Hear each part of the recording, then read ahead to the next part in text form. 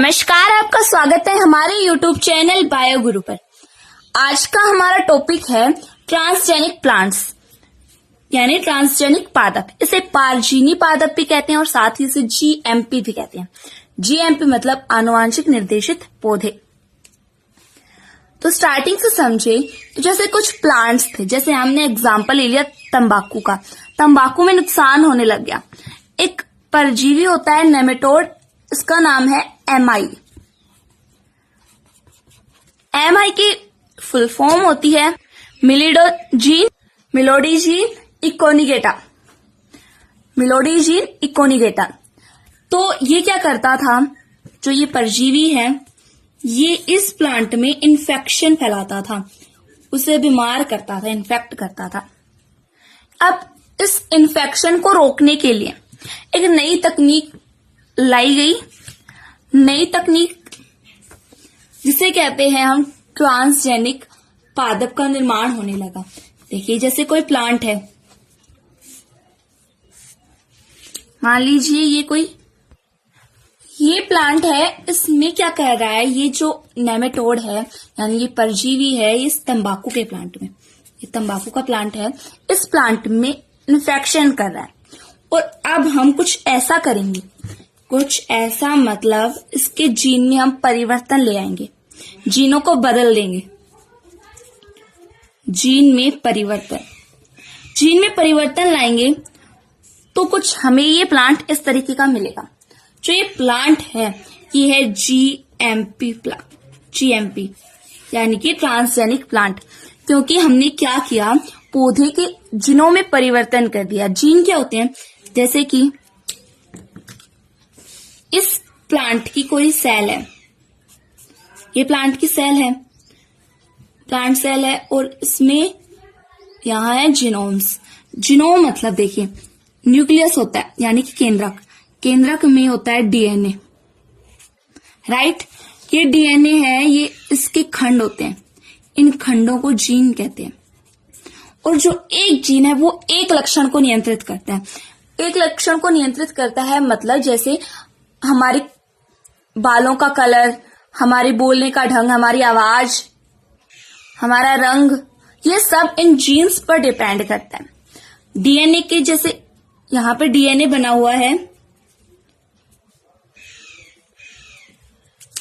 इस डीएनए के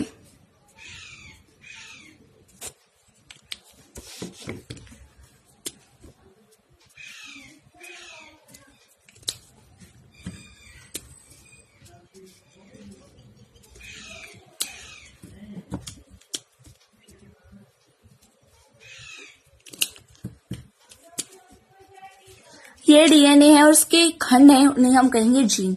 और इन जीनों में हमने परिवर्तन ला दिया। जैसे कि यहाँ पे कोई भी परजीवी आया एमआई यानी कि मिलोडियोजिन इकोनिगेटा, इसने आकर के इसको डिजीज, इसमें क्या कर दिया, इन्फेक्शन कर दिया। और अब हमने क्या किया, इस इन्फेक्शन को रोकने के लिए कोई अलग जीन इसमें डाल दिया ताकि इसमें इन्फेक्शन ना हो। तो जो हमें ये प्लांट मिला है ये जीएमपी प्लांट है। जीएमपी प्लांट मतलब ट्रांसजेनिक प्लांट।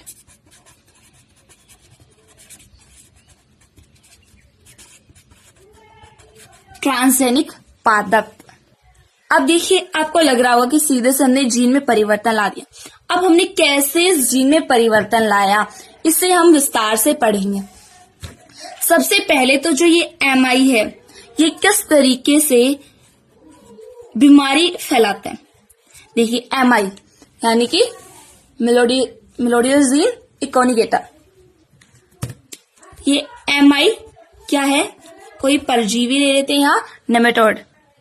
अब इस एमआई के अंदर खुद के डीएनए होते हैं। ये एक बैक्टीरिया है और इसके अंदर खुद के डीएनए होंगे। बीमारी कैसे फैलाएगा, ये डीएनए है, ये एमआरएनए बनाता है, और ये एमआरएनए है ये प्रोटीन का निर्माण करता है। और प्रोटीन से क्या फैलते हैं, रोग फैलते हैं।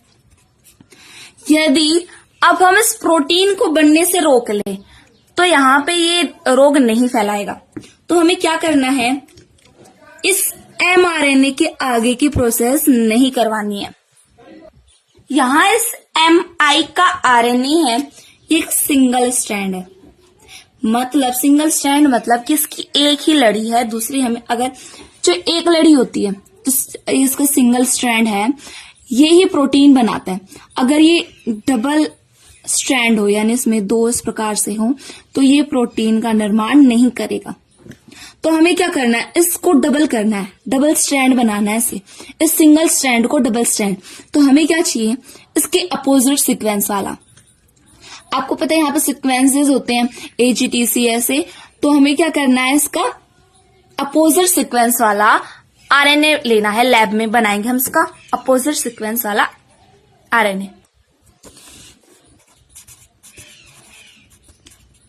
यानी अपोजिट सीक्वेंस मतलब जैसे A के साथ एडेनिन के साथ थाइमिन जुड़ता है, साइटोसिन के साथ ग्वानिन जुड़ता है, तो ये इसका अपोजिट सीक्वेंस हो गया। अपोजिट सीक्वेंस का RNA बनाएंगे कहाँ, लैब में। देखिए अब ये तो बन गया, आसानी से हमारे पास ये वाला RNA है, ये बन चुका है। अब हम इसे किस तरीके से इस प्लांट में भेजेंगे, राइट। तो देखिए कैसे भेजेंगे हम इसको अब प्लांट में। ये जो हमारा RNA है, ये है हमारा वांछित RNA। वांछित मतलब हमें जो ये RNA है ये चाहिए ही चाहिए। क्यों चाहिए, क्योंकि हमें ये पहुंचाना है इस तंबाकू के प्लांट में। यानी ये हमारा हो गया डिजायर्ड RNA, या फिर इसे कह सकते हैं डिजायर्ड या फिर फॉरेन RNA। अब आपको पता है किसी भी कोशिका में जाने के लिए फॉरेन RNA या डिजायर्ड RNA को एक वाहक चाहिए होता है, वेक्टर चाहिए होता है। अब वो वेक्टर कहां से लाएंगे, तो देखिए ये हमारा तंबाकू का प्लांट और इसकी जड़ों में है MI नेमेटोड के। तो हमें क्या करना होगा, ये वांछित RNA के लिए एक वाहक ढूंढना होगा, वेक्टर।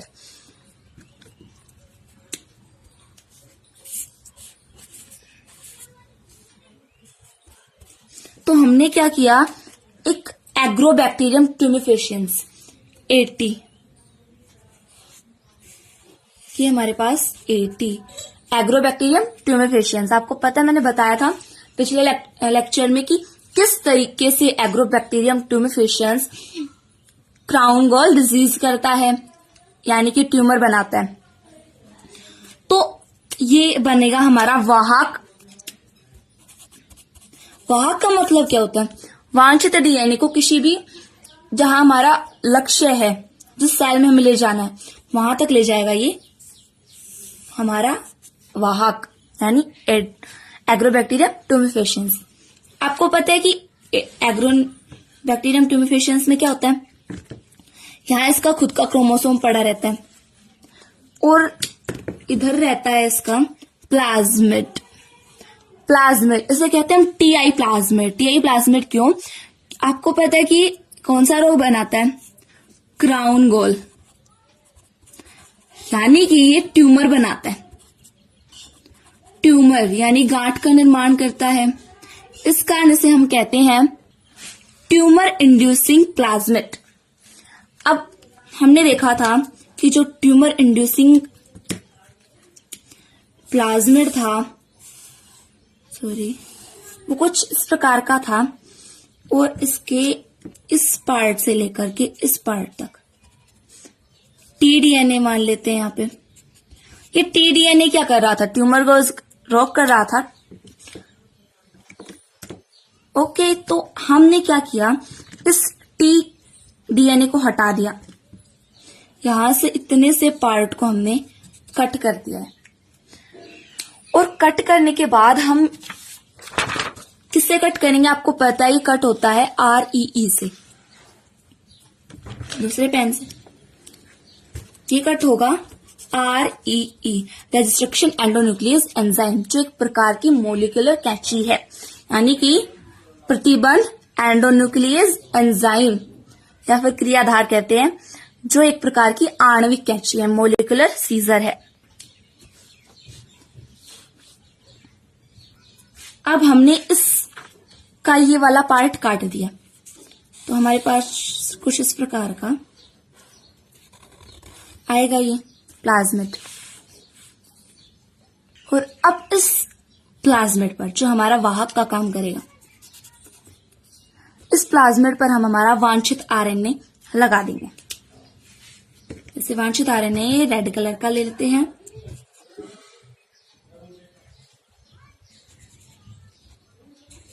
ये सिंगल स्ट्रैंड। ओके, ये हमारा क्या बन गया, टीआई प्लाज्मिड। टीआई प्लाज्मिड में हमने टीडीएनए वाला भाग हटा दिया, क्योंकि ये प्लांट सेल में जाता है। प्लांट सेल में जाने के बाद वहां पर क्या करता है, ट्यूमर बनाता है। ट्यूमर किस प्रकार से बनाएगा, क्योंकि इसमें ऑक्सिन और साइटोकाइनिन 2 हार्मोन है, ग्रोथ हार्मोन, यानी कि 2 जीन है ये सिंथेसिस करने वाले। ये दोनों जीन जाकर के वहां पर क्या करेंगे, सेल डिवीजन, और सेल डिवीजन करेंगे तो वहां पर हो जाएगा ट्यूमर, यानी गांठ बन जाएगी, यानी कि कॉर्न गॉल डिजीज हो जाएगी। तो हमने इस टीडीएनए को हटाकर इस टीआई प्लाज्मिड पर, दिस इज टीआई प्लाज्मिड, इस टीआई प्लाज्मिड पर हमने वांछित आरएनए लगा दिया है।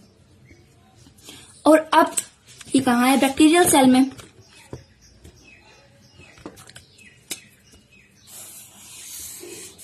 ये एग्रोबैक्टीरियम सेल। अब ये एग्रोबैक्टीरियम सेल ये कहाँ होता है, आपको पता है, ये होता है, जैसे यहां पर मैं बना लेती हूँ एक प्लांट।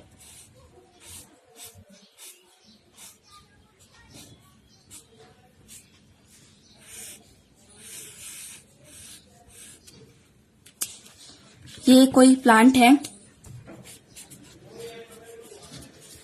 इस प्लांट की जो रूट्स हैं उनमें होता है एग्रोबैक्टीरियम, राइट। तो हमने इसकी एक रूट को बड़ा बना दिया। रूट्स में नहीं, सॉइल में होता है। यहाँ पे ये है 80,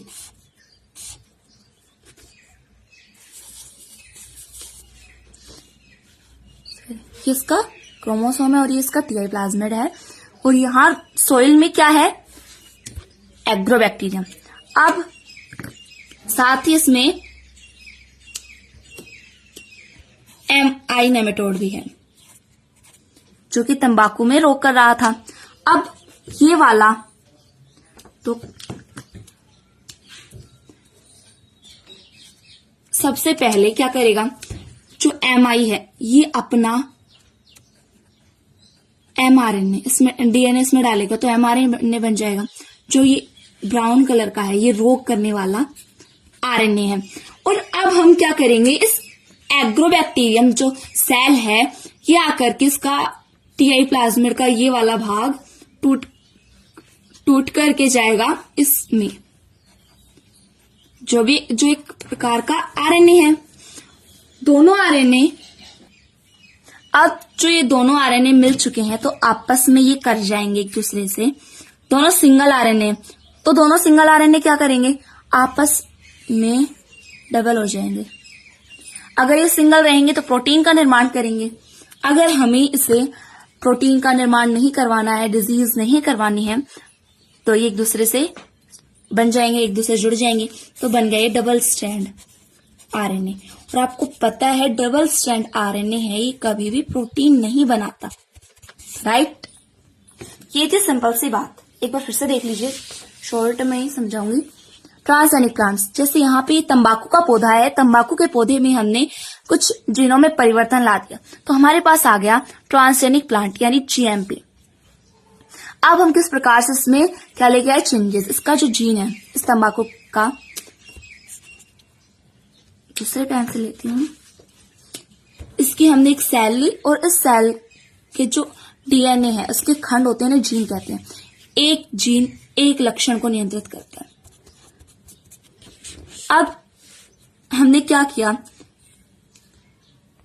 इसके जीन में परिवर्तन ले आए हैं। कैसे कि उसने जो एमआई है ये क्या कर रहा है, अपना जीन इसके अंदर डाल रहा है और क्या कर रहा है, रोग उत्पन्न करवा रहा है। तो हमने क्या किया, हमें इसे हटाने के लिए क्या करना होगा, जो एमआई है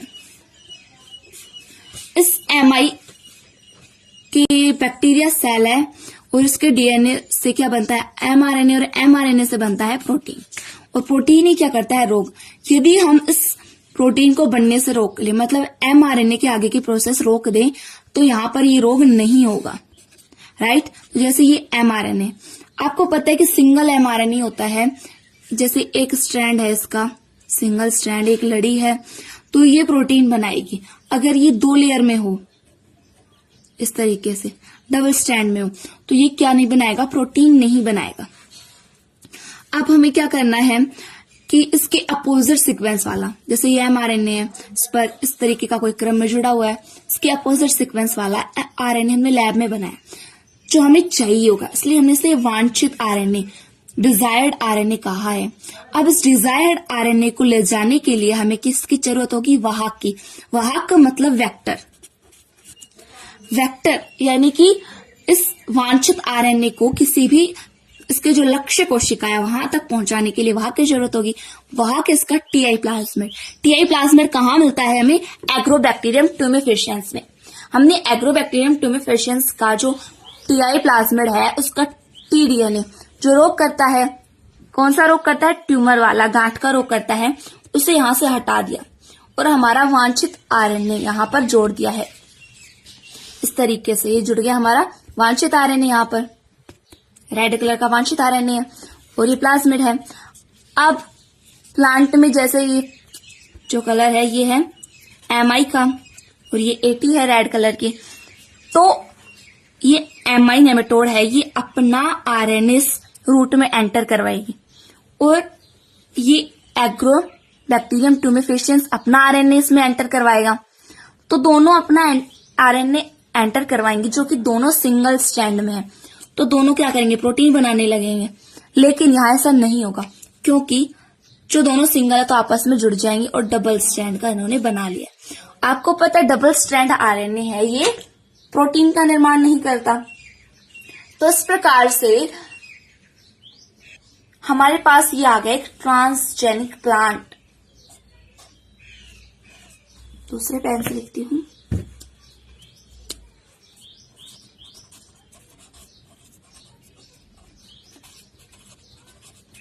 ये ट्रांसजेनिक प्लांट है जिसमें कोई भी रोग उत्पन्न नहीं हो रहा, हमने इसके जीनों में परिवर्तन ला दिया है। अब एक क्वेश्चन आता है कि जो ट्रांसजेनिक प्लांट बना है हमारा,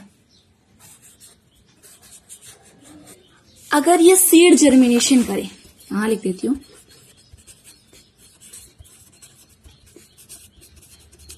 यानी कि बीज बनाता है, तो क्या ये जो बीज बना है ये साधारण पौधा बनेगा या फिर ट्रांसजेनिक प्लांट बनेगा? ये डिपेंड करता है परागकण पर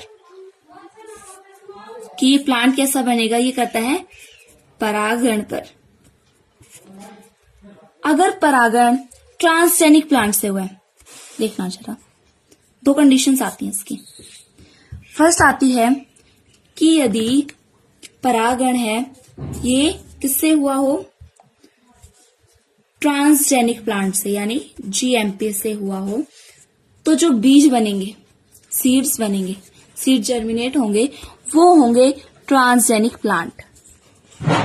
और यदि परागकण है ये किसी सिंपल साधारण पौधे से हुआ है, तो जो सीड बनेंगे वो भी इसके मतलब ट्रांसजेनिक प्लांट होने के जो चांसेस थे वो घट जाएंगे, जबकि यहाँ पर फुल चांसेस हैं कि जो परागण अगर ट्रांसजेनिक प्लांट से हुआ है तो जो नया पादप बनेगा वो भी ट्रांसजेनिक होगा। और यदि परागण सिंपल साधारण पौधे से हुआ है तो जो बीज बनेंगे उसके और बीज से जो पौधा बनेगा उसके 9 कम चांसेस हैं कि वो ट्रांसजेनिक हो। नेक्स्ट इसमें हमारा टॉपिक आता है बीटी कॉटन यानी कि बीटी कपास। तो देखिए बीटी मतलब क्या होता है, बीटी किसी एक जीवाणु का नाम है, बैक्टीरिया का नाम है, से हिंदी और इंग्लिश में सेम ही कहते हैं, बेसिलस थ्यूरिंजेंसिस,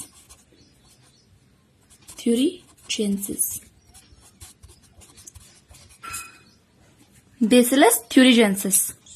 बीटी कॉटन क्या होता है, जैसे कि कोई कपास का पादप है,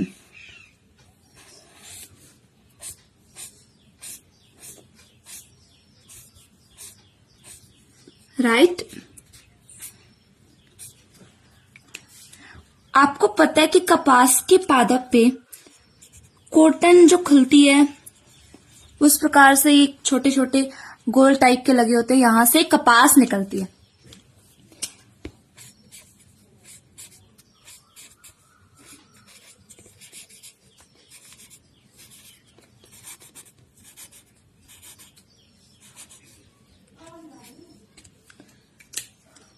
यहां से क्या निकलती है? कपास निकलती है। ये छोटी छोटी गोल गोल बोल्स होती हैं इसी तरीके से कई सारी।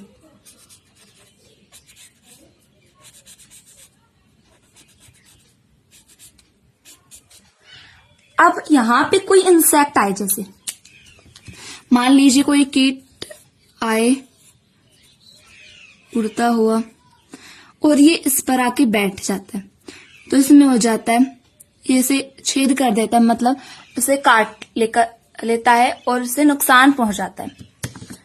और अब हम क्या करते हैं कि इस पे कीट ना लगे तो हम इस पर पेस्टिसाइड्स यानी कि कीटनाशक दवाइयां होती है उनका छिड़काव करते हैं, जो देखिए हमारे लिए भी हानिकारक है और पहले तो प्लांट के लिए हानिकारक है, दूसरा एनवायरमेंट के लिए हानिकारक है। तो हम क्या करेंगे कि इसमें एक टॉक्सिन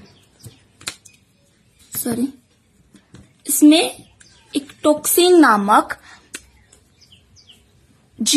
एक टॉक्सिन जीन है, उसे इसके अंदर प्रवेश कराएंगे ताकि ये जो है इस पर कीट आकर ना लगे। ये ओनली कपास है, कॉटन। अब हम इसे बीटी कॉटन बनाएंगे। जैसे बेसिलस थ्यूरिजेंसिस है, हमने क्या किया, जैसे ये कोई बैक्टीरियल सेल आपको पता है और इसके अंदर होता है क्रोमोसोम। हमने इसका जो डीएनए लिया है, क्रोमोसोम मतलब डीएनए गुणसूत्र, ये डीएनए है और इस डीएनए में होते हैं खंड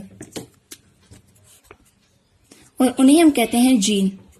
आपको पता है एक जीन एक लक्षण को नियंत्रित करता है। अब इसमें हम लेंगे कोई क्राइजीन। ओके, क्राइजीन, ये क्राइजीन है, ये क्या करेगा,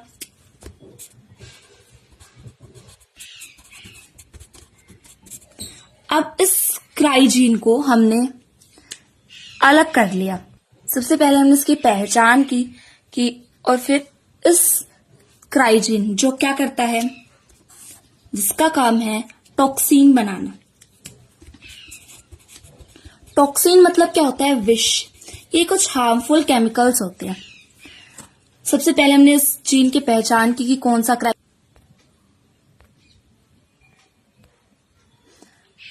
अब अलग किससे किया है हमने इसे, REE यानी कि आणविक कैंची रेजिस्ट्रक्शन एंडोन्यूक्लियस एंजाइम की सहायता से हमने इसे कट कर लिया है। तो कट करने के बाद हमारे पास ये कुछ इस तरीके का मिलेगा, राइट। ये है हमारा क्राइजीन जो हमें चाहिए है इस प्लांट में डालने के लिए। तो ये हमारा हो गया एक तरीके का वांछित जीन यानी कि डिजायर्ड जीन कह सकते हैं, वांछित जीन।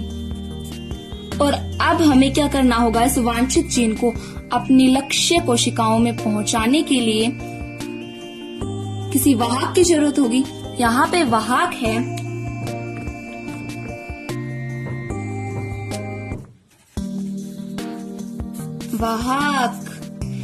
एग्रोबैक्टीरियम ट्यूमेफेशियंस, हर जगह वाहक यही आ रहा है। तो इसमें भी वही प्रोसेस होगी जो पहले हुई थी कि इसका जो प्लाज्मिड है, इस प्लाज्मिड का हमने रोग करने वाला, मतलब जो प्लाज्मिड का वो भाग जो रोग करता है, कौन सा रोग, ट्यूमर वाला रोग, उस पार्ट को हमने कट कर दिया। किससे कट करेंगे, एंडोन्यूक्लियस एंजाइम की सहायता से, रजिस्ट्रक्शन एंडोन्यूक्लियस। तो हमारे पास प्लाज्मिड कुछ इस तरीके का आएगा REE से कटने के बाद। अब हम यहाँ पर लिख कर आएंगे इस जीन को, तो ये जीन इस पर आकर जुड़ जाएगा। राइट, जो कि क्या करेगा, अब हम इसे क्या करेंगे, प्लांट सेल, जैसे ये है कपास की कोई कॉटन सेल या फिर कॉटन प्लांट सेल, कपास की पादप कोशिका, और ये है हमारा एग्रोबैक्टीरियम। अब इसमें अपना न्यूक्लियस है, ये न्यूक्लियस इसका, इसमें अपना न्यूक्लियस है, और इसमें कुछ अलग अलग माइटोकॉन्ड्रिया, राइबोसोम, लाइसोसोम, अंतः पृथ्वी जालिका, सब कुछ अपना है। अब आपको पता है कि बैक्टीरियम सेल, ये एग्रोबैक्टीरियम ट्यूमेफिशियंस क्या करता है, यहाँ पर एक ट्रांसपोर्ट चैनल बनाएगा, राइट, और इस ट्रांसपोर्ट चैनल के माध्यम से इसका जो ये वाला भाग है ये कट कर जाएगा इसमें। कौन सा, ये क्राइजीन है, वांछित जीन जो टॉक्सिन बनाती है, और इसमें जाने के बाद इसमें प्रवेश करके इस डीएनए से जुड़ जाएगा, इसके अपने प्लांट सेल के न्यूक्लियस से। और अब हम इस कोशिका को संवर्धित करेंगे, संवर्धन माध्यम में से रखेंगे।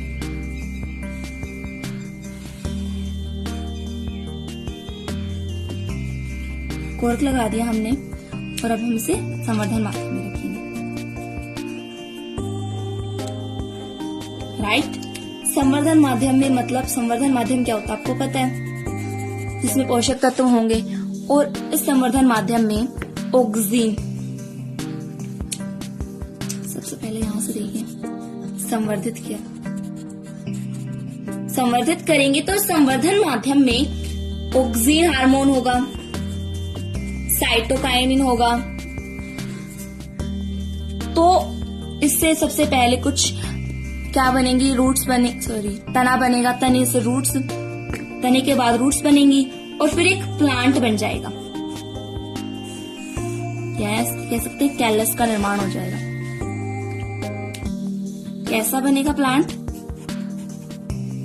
ऐसा झाड़ी सा बन जाएगा, कैलस बन जाएगा, और इस कैलस को अब हम थोड़े दिन ग्रीन हाउस में रखेंगे, तो ग्रीन हाउस में रखने के बाद इसे हम यूज करने लग जाएंगे। तो जो ये प्लांट होगा हमारा, ये बनकर के तैयार हुआ है, ये प्लांट, ये होगा हमारा बीटी कॉटन। और यदि इस प्लांट को कोई इंसेक्ट खाता है,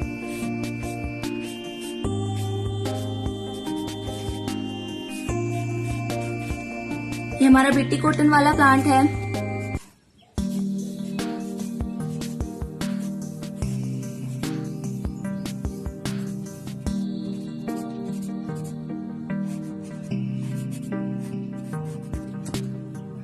और यदि यहाँ पे कोई इंसेक्ट आ जाता है और इसे कट करके खाने लगता है, तो क्या होगा कि इसमें ऑलरेडी कौन सा जीन आ चुका है, क्राइजीन, जो कि विष बनाता है, टॉक्सिन बनाता है, तो ये इसे खाएगा, फिर मर जाएगा। कैसे मरेगा, ये देखिए, ये मरेगा, जैसे मैं इसका इंटरनल पार्ट बनाती हूँ, तो ये है इसकी आंत, इंस्टाइन है, और इसमें जाकर के ये टॉक्सिन इस तरीके से छोटे छोटे बाइंडिंग कर लेगा, ऐसे बाइंड कर लेगा इस तरीके से, और ये जाकर फट जाएगी, तो ये पूरे शरीर में फैल जाएगा और ये मर जाएगा। अब आप सोच रहे होगे तो ये हमें भी नुकसान करेगा, हमें नुकसान नहीं करेगा, क्योंकि जो टॉक्सिन है इसके अंदर कुछ इस तरीके का, ये प्रोटॉक्सिन है, मतलब ये इस प्लांट सेल में जाने के बाद इसकी बाहर वाली लेयर है ये हट जाती है, और जो अंदर का ये वाला भाग है ये इसे क्या करता है, नष्ट कर देता है। तो इस तरीके से ये बीटी कॉटन का प्लांट हमारा बन चुका है। कैसे बना, हमारे पास ये प्लांट था, इस पर कोई भी इंसेक्ट आकर इसे खा लेता था और इसे खराब करता था। हमने क्या किया, बेसिलस थ्यूरेंजेसिस, इसके जो डीएनए है इसमें से जीन लिया, क्राइजीन, जो क्या करता है, सबसे पहले से पहचाना, हमने पहचाना जो क्या बनाता हो, विष बनाता हो, और पहचानने के बाद हमने इसे रेस्ट्रिक्शन एंडोन्यूक्लियस एंजाइम की सहायता से इसे अलग कर लिया, क्योंकि टॉक्सिन बनाता था, विष बनाता था। अब हमें इस वांछित जीन को इस प्लांट सेल में ले जाने के लिए किसी वाहक की जरूरत पड़ेगी। वाहक इसका एग्रोबैक्टीरियम ट्यूमेफिशियंस, अब हमने इसका प्लाज्मिड लिया, प्लाज्मिड का tDNA वाला भाग कट कर दिया क्योंकि वही भाग हमारा ट्यूमर बना रहा था, और यहाँ पर हमने जोड़ दिया हमारा वांछित जीन। अब ये वांछित जीन जाएगा इसमें प्लांट सेल में, हमने देखा था कैसे प्रोसेस हुई, और ये प्लांट सेल है, इसको हमने संवर्धित किया। इसे संवर्धित करने के बाद हमारी बनी कैलस। कैलस यानी क्या होता है? अविभेदित कोशिकाओं का समूह। और इस कैलस से हमारा प्लांट बन गया है, और इस प्लांट को अब कोई इंसेक्ट काटता है तो वो खुद मर जाता है। इस कारण से बीटी कॉटन कहते हैं। बीटी कॉटन की तरह ही हमारा एक और आता है गोल्डन राइस। गोल्डन राइस क्या होते हैं? जैसे आपको पता है हम अनाज खाते हैं तो उसमें हमारे पास होता है कार्बोहाइड्रेट, और हम क्या चाहते हैं? इस कार्बोहाइड्रेट के साथ हमारे पास कुछ विटामिन आए और कुछ मिनरल्स आए, यानी खनिज लवण आए। अब हम क्या करेंगे? जैसे कि हमें इस चावल में, अब हम, आपको पता है रतौंधी रोग किस विटामिन की कमी से होता है? Night blindness.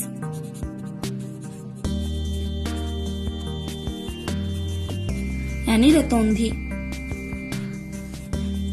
रोग क्या होता है? हमें रात में नहीं दिखाई देता, ये होता है विटामिन ए की कमी के कारण। तो हम इस राइस में विटामिन ए लेके आएंगे। कैसे लेके आएंगे? जैसे हमने देखा था कि कॉटन का जो प्लांट था, इस कॉटन के प्लांट को हमने अच्छा बनाने के लिए इसमें बेसिलस थ्यूरेंजेसिस का क्राइजीन डाला है, जिससे हमारे पास बीटी कॉटन मिला है।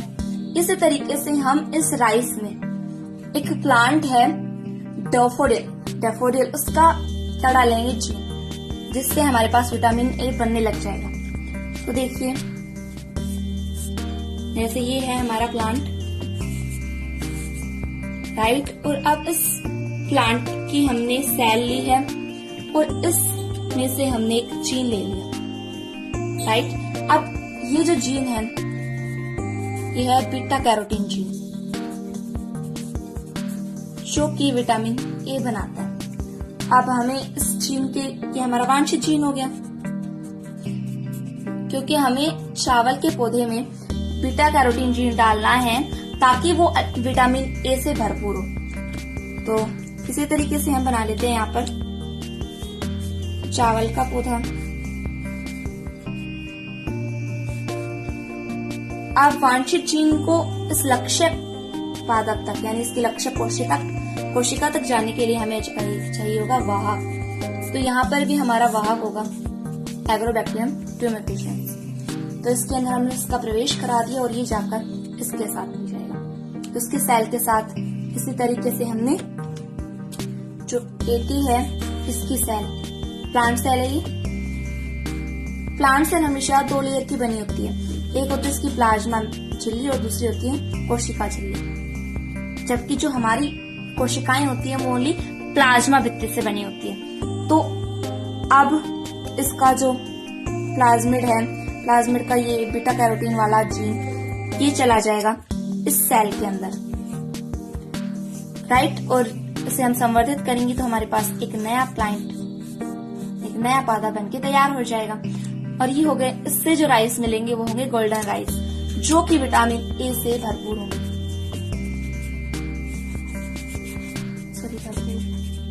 तो आशा करती हूँ कि आपको समझ में आया होगा। धन्यवाद।